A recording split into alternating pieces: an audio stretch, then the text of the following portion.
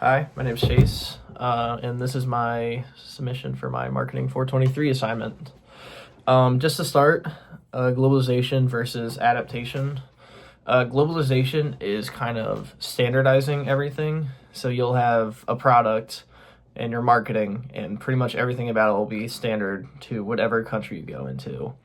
It's very similar to what Coca-Cola does.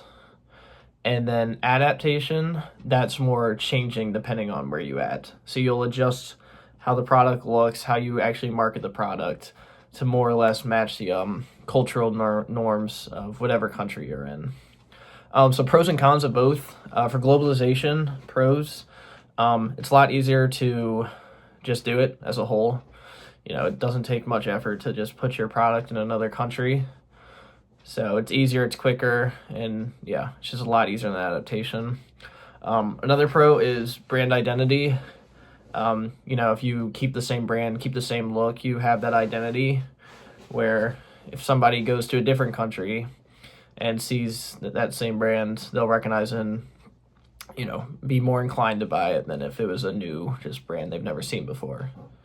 Some of the cons for that, though, your actual marketing effectiveness goes down. Ads in America versus ads in Saudi Arabia are not going to be the same thing. So those are things you have to adjust. And if, you don't adjust it like you do in standardization, it's just not going to be as effective.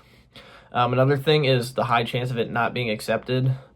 You go to these places with very different cultures and you just put your American product in. It can cause problems. There's obviously cases where it works out, but there's definitely some problems, and it could easily not be adapted by the people and accepted, and that'll just make it a failure. Some pros of adaptation, your customers feel recognized. It always feels good when you're recognized. So if you go to another country and you kind of follow how they do things, what they do things, and all of that, people are more inclined to buy, more likely to buy, and they'll just feel more recognized, which it's just a positive for your brand. Another thing is it's a lot safer.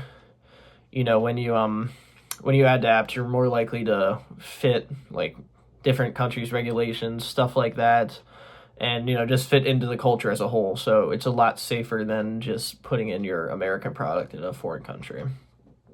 A con for this, it's definitely more expensive. You have to do research about the market, research about the culture, and obviously all that researching costs money.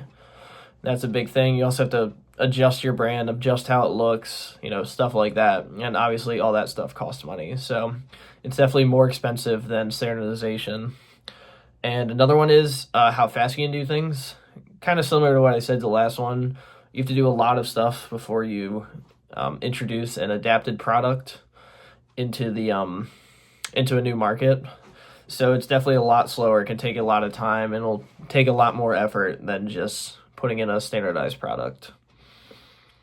As for Starbucks, if I think Starbucks generally, my answer is definitely no. I actually was in Rome for 3 weeks. I did the winter course, the BUAD 386 there. And something I definitely learned there is that they really care about their coffee. Italians really care about their coffee. Anyone you talk to prefers those small little cafes that are kind of just on the side. It's going to be the same people there every day. People will get to know you very quickly, and it's just a place to sit down and talk to people. And they also just have small batches of things, which it just makes everything feel more authentic, and it's just what the Italians prefer. Now, if you're only focused on tourists, I think putting a Starbucks in Italy would not be a bad idea at all. Rome is built for tourists. It's pretty obvious. So having a Starbucks there is not the worst idea in the world. But if you're actually trying to appeal to the Italian population, I don't think it's a good idea at all. As for the 4 Ps, the first P being product, I definitely think they need to adjust for that. They need to change their portion sizes. Italians drink a lot less than us, so they definitely need to change that. And sweet drinks like frappuccinos, they shouldn't be that. The sweetest thing you should have is probably like a cappuccino. So they definitely should adjust their menu for that. And also just more local like produce or stuff, like pastries, even local coffee, stuff like that to really make it more local and feel more local. As for price, I believe price could be pretty standardized. Starbucks already has that premium pricing. You're paying for the experience. You're not just paying for the coffee. You're paying for that big open area where you could all sit and do work with other people. There's just a lot of stuff going on there, and you're kind of paying for that brand identity of Starbucks. The one suggestion I would make though would be to lower the cost of espresso, because you're gonna give these little tiny cups of espresso out, and if you price it at the same thing you do in America, I don't think it'll be successful at all. As for place, you definitely need to adapt to that. To be successful with a Starbucks, the place is very important. It should definitely be in a high tourist location to start, and then you should definitely avoid all those trying to be near like smaller shops.